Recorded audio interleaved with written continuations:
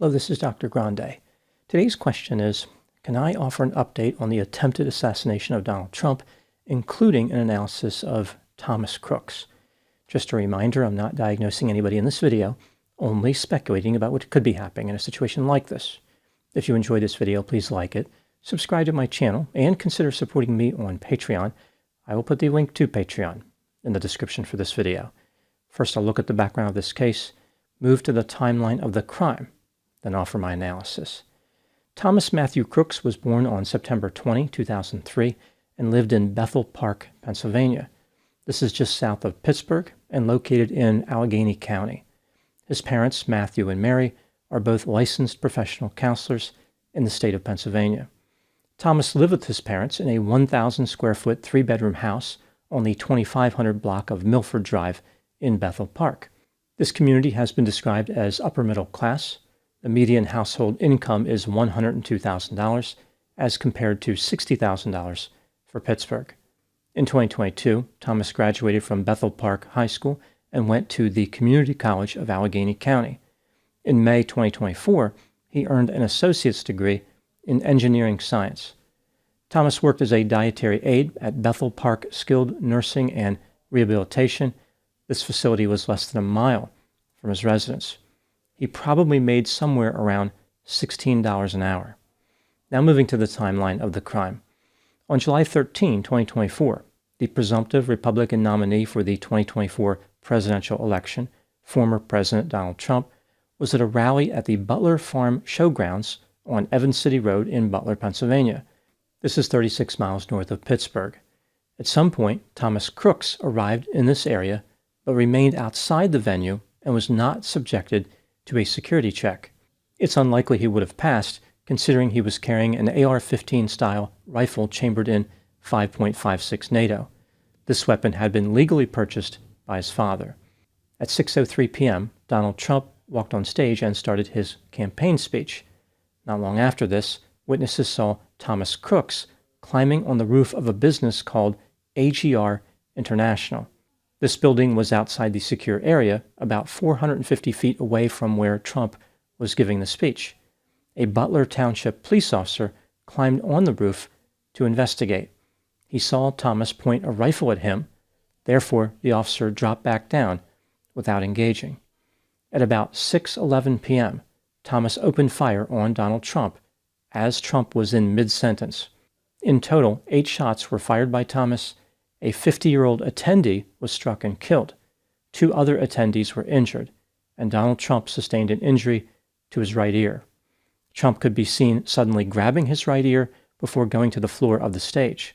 Secret Service agents quickly piled on top of him. About 25 seconds later, Trump and the agents stood up.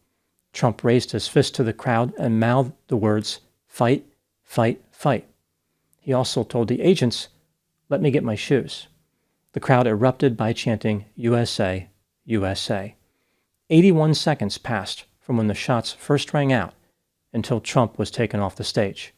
1 brave shoe remained behind on that stage.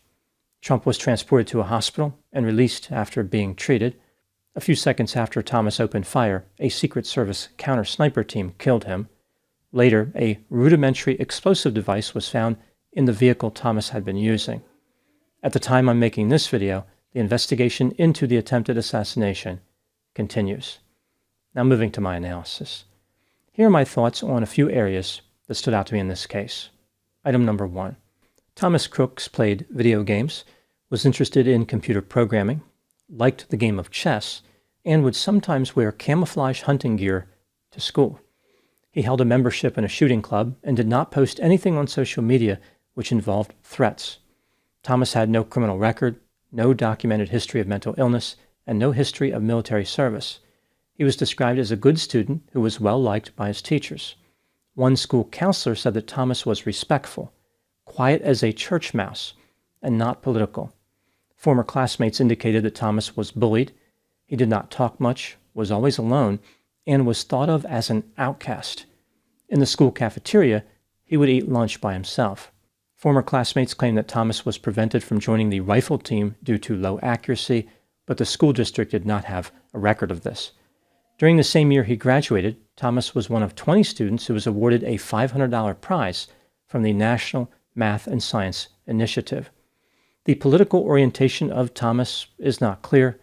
He was registered as a Republican, and some people suggested he leaned to the right. However, on January 20, 2021, Thomas donated $15 to a liberal voter turnout group. Thomas learned about the assassination of John F. Kennedy in an American history class. According to one of his classmates, the final project involved a deep dive into the assassination, including the details about the gunfire. Item number 2, the FBI has indicated that Thomas acted alone in the attempted assassination of Donald Trump. In looking at the background of Thomas, one thing is for certain. He was not some type of super soldier. It's not like Thomas was a heavily trained ninja elite combat warrior who just finished serving multiple tours in war zones. He did not possess the combined skills of John Rambo, Jason Bourne, and John Wick. Thomas would sooner be mistaken for Mr. Bean than Mr. Bond. The rifle Thomas was carrying was described by law enforcement as nothing special. It wasn't like it was a state-of-the-art experimental superweapon equipped with a cloaking device and guided projectiles. This was just a regular AR-15 style rifle. How did a dietary aide with no combat training manage to get within 450 feet of a presidential candidate while carrying a rifle? As I mentioned in my first video about this topic, I think the Secret Service needs to explain what happened here. Even if Thomas was some type of elite operator, the Secret Service is supposed to be pretty good at their job too. The only possible explanation, not involving gross incompetence by the Secret Service, would be if Thomas was somehow in a conspiracy with a Secret Service agent, like some agent left a gate unlocked or put a key under a doormat. Clearly, that didn't happen in this case. Thomas simply drove to the area of the rally, climbed on a roof, and started shooting. Unfortunately, the disastrous and embarrassing failure of the Secret Service will encourage many conspiracy theories. The agency left the door wide open, and now a lot of people will walk right through it. Item number 3, what do I think happened in this case? This is just a theory, my opinion. Thomas Crooks was intelligent, isolated, immature, socially awkward, and polite. He appeared to be a little confused as far as his political stance, almost like he really didn't understand the difference between conservative and liberal. He was registered as a Republican, but donated to a liberal organization. Thomas did not stand out for any reason at all. It was almost like people who were near him didn't even know he existed. Perhaps Thomas had a desire to remedy that situation. He was looking for a way to be noticed, a strategy to stand out in the crowd. He wanted some way to be remembered forever. It's possible the class project about the assassination of John F. Kennedy made an impact on Thomas, like he realized how an assassin receives a lot of attention. As far as who he could target, Thomas really didn't care. He wasn't trying to promote one particular ideology over another. There was no particular interest in some larger vision of the country's future. Rather, it was all about Thomas Crooks. He was self-centered and grandiose. As the presidential campaign was covered in the media, Thomas was exposed to all the rhetoric and vitriol regarding Donald Trump. Some people on the left were worried about what would happen if Trump was elected. They claimed that if that happened, democracy would implode and society would descend into chaos. These strong emotions and alarming predictions caught the attention of Thomas. This is exactly what he was looking for. Killing a controversial presidential candidate would put Thomas in the history books. Most people would view him as a villain, but some people would view him as a hero. He was latching on to that perception. He found a way to justify antisocial behavior. In early July, when Thomas saw the announcement that Donald Trump was going to be just north of Pittsburgh, he became excited. His prime target was going to be in his backyard. Thomas probably would not have attacked if this wasn't the case. He was not a particularly ambitious young man, but he was willing to make a big move if it wasn't too difficult. He wanted notoriety delivered to him, much like he would direct DoorDash to pick up a Whopper and fries. Thomas was familiar with the site of the rally and may have examined an online map of the area. Right away, he realized that he could climb onto a nearby building with his rifle and shoot at Donald Trump. It never occurred to Thomas that anyone could stop him. just like it never occurred to the Secret Service.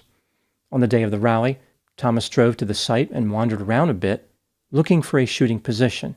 By the time law enforcement followed up on witness reports of a suspicious person, Thomas was already on the roof of a building. At this point, Thomas scared away a police officer, then started shooting at Donald Trump. He knew he didn't have long before law enforcement paid him another visit in the form of high-velocity projectiles. Thomas fired 8 shots in quick succession before being killed by the Secret Service. If Thomas had aimed just a little bit to the right, he would have killed Trump. Pressure from the local police officer who startled Thomas and a lack of marksmanship skills combined to save Trump's life. Item number 4, what lessons can be learned from this case? After the shooting, many politicians have asked people on both sides of the political spectrum to calm down as far as making wild claims. Not everybody has responded favorably to this request. For example, many people are still vilifying Donald Trump and even blaming him for being shot at. When a politician is the target of an assassination attempt, they tend to garner sympathy for quite some time. This is understandably worrisome for those who dislike Trump. They don't want to give Trump any type of break. Therefore, they will stay on the offensive regardless of the risks. Trump may be rude, obnoxious, bombastic, grandiose, insensitive, arrogant, and possess many other negative characteristics, but he was already president once, and the world did not explode. That doesn't mean that he should be elected again, but it does undermine the argument that Armageddon is on the way if people vote for Trump. There is the sense that fear-mongering may have led to this assassination attempt. Now, there are some people who dislike Trump who might ask something like, how do we protest? There are legitimate concerns with Trump as a candidate, like how he didn't accept the election results and that whole insurrection situation. How can someone now protest if they don't like Trump? Has all protesting been outlawed? I don't think it's a matter of not protesting. Rather, it's about avoiding inciting people to violence. Any behavior can be taken too far. Violence is not the answer. That's my update on the assassination attempt on Donald Trump. Please put any opinions and thoughts in the comment section. They consistently generate an interesting dialogue. As always, I hope you found my analysis of this topic to be informative. Thanks for watching.